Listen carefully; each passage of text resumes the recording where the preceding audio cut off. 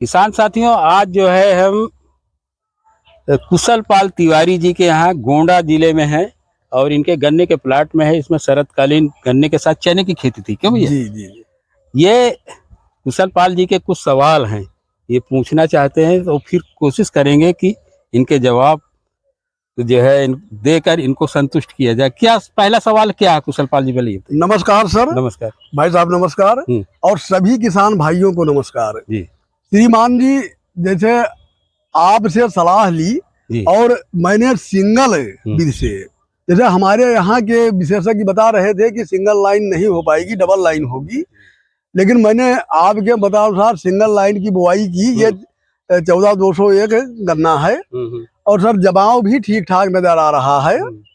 इसमें सर सह फसल के रूप में चना थी, लेकिन सर मुझे कहीं लग रहा है, जैसे सर देखिए एक यह है और एक यह है गन्ने की लगभग, और बीच में सर यह जम रहा है। क्या सर इसमें गैप फिलिंग की आवश्यकता है? देखिए, जहाँ पे 1.5 फीट 2 फीट से अधिक गैप है वहाँ तो आप गैप फिलिंग कर सकते हैं जी। बाकी अगर 1-8 फीट का अंतर है तो गैप फिलिंग की बहुत आवश्यकता नहीं है जी सर, मैं ये जानना चाहता हूँ कि जैसे अभी तो इसकी सिंचाई कल ही की गई है, इसमें खरपतवार भी हैं।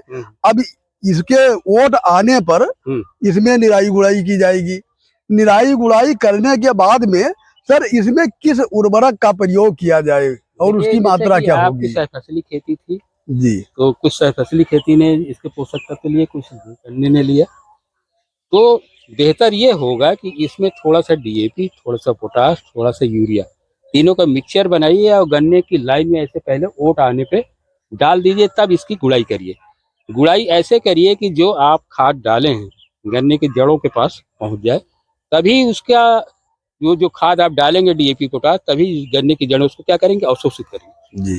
क्योंकि जो है ये टिलरिंग फेज चल रहा है। टिलरिंग फेज में क्या होता है, गन्ने को बहुत अधिक से अधिक पोषक तत्वों की आवश्यकता होती है, पर्टिकुलरली जो है फास्फोरस और पोटाश की। अगर इस उर्वरक का आप प्रयोग करते हैं तो इस गन्ने में अभी और टिलरिंग आएगी। सिंगल लाइन है, सिंगल लाइन इतना इसमें टिलिंग आ जाएगी कि आपको लगेगा कि गन्ने की बुआई डबल लाइन में की गई। जी सर, एक और जानकारी है, जिज्ञासा है मन में कि जैसे सर गन्ने में जिंक सल्फेट और फेरस सल्फेट का प्रयोग कब किया जाता है? देखिए, ऐसा है कि फेरस सल्फेट जो होता है इसकी बहुत कम मात्रा में आवश्यकता पड़ती है। ये उन फसलों में इसकी ज्यादा आवश्यकता होती है जो गन्ने की पेड़ी होती है। जी। पेड़ी गन्ने में जो है फेरस सल्फेट की अधिकतर जो है, अधिकांशता जो है कमी देखी जाती है। तो ये पौधा गन्ने में फेरस सल्फेट की कोई कमी नहीं है। जी। जिंक सल्फेट जो आपको डालना है, जो मिट्टी चढ़ाते समय यूरिया के साथ लास्ट डोज जो है, तीसरी डोज जब यूरिया की देंगे उसी के साथ जिंक सल्फेट आप डाल के मिट्टी चढ़ा दीजिए, बस सफिशिएंट पर्याप्त। सर अब आखिरी प्रश्न सर ये है कि इसमें सर मिट्टी कब चढ़ाई जाएगी? जो बीच में ट्रेंच के बीच में जो मेढ़े बंधी हुई हैं, इनको कब गिराया जाएगा? देखिए, ऐसा है कि जब आपको लगे कि इसमें पर्याप्त संख्या में किलो का फुटाव हो चुका है, कहने का मतलब 7-7, 8-8, 10-10 किले अगर आ जाते, क्योंकि सिंगल लाइन में है तो कम से कम 10 किले औसतन आ जाए, उस समय आप इसकी मिट्टी जब गिरा देंगे तो गन्ने की जड़ों के पास मिट्टी पहुंच जाएगी। एक तो जो है जो बीच में 2.5 से 3 फीट बीच की मिट्टी है, वो जब जड़ों के पास पहुंचेगी तो जड़ों के पास अधिक पोषक तत्व पहुंच जाएगा। दूसरी चीज ये है कि क्या गन्ने की जड़ 2-3 पोरी नीचे मिट्टी में दब जाएगी तो उससे क्या होगा, जड़ों का फुटाव होगा, तो अधिक से अधिक पोषक तत्व को अवशोषित करेंगे। आपके गन्ने की मोटाई बहुत अच्छी होगी, लंबाई बहुत अच्छी होगी। दूसरी चीज, मिट्टी चढ़ने के कारण जो है गन्ना आपका गिरेगा नहीं। गन्ना यदि गिरता नहीं तो 15 से 20% प्रोडक्शन ऐसे ही बढ़ जाता है। तो सर जैसे अगर मिट्टी विधिवत चढ़ा दी गई है तो बंधाई करने की आवश्यकता रहेगी कि नहीं रहेगी? नहीं, ये देखिए तो गन्ने की हाइट के ऊपर डिपेंड करता है। जी। अगर बहुत ज्यादा हाइट हो जाती है तब तो बंधाई करना आवश्यक है। अगर मीडियम हाइट रहती है, आपकी मिटाई जो मिट्टी आप चढ़ा रहे हैं वो लगभग 10 इंच से 1 फीट ऊंची मिट्टी का चढ़ती है। चूंकि सिंगल लाइन में गन्ना है, इसलिए मेरी समझ में बहुत अधिक आवश्यकता नहीं होगी जो है गन्ने की बंधाई करने की। और 14-201 की विशेषता, यदि इस गन्ने की बंधाई आप नहीं करते हैं तो इसका जो है कम से कम 10 से 15% प्रोडक्शन ऑटोमेटिक बढ़ जाता है। जी सर, जी सर। इसलिए बढ़ जाता है कि इस गन्ने में क्या होता है, ये गन्ना थोड़ा आजादी चाहता है।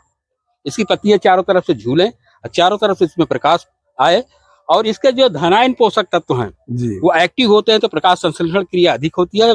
और गन्ना साल भर हरा भरा रहता है। गन्ने की मोटाई और वजन सभी चीजें बहुत। अच्छा सर, ये एक प्रश्न और है 30 सेकंड का। जी जी।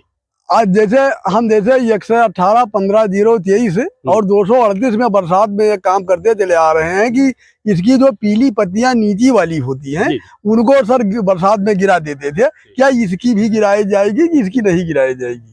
देखिए ऐसा है कि पत्तियां गिरा भी सकते हैं, और अगर जो है कहीं गीदड़ उगड़ का ज्यादा प्रकोप है तो पत्तियां नहीं गिराएंगे, तो गीदड़ से आपकी बचत होगी। नहीं सर। और बाकी गिरा सकते हैं, गिराने के उसी नाली में गिरा दीजिए, डिकम्पोज हो जाएगी तो आपके खेत की उर्वरा शक्ति भी बढ़ेगी।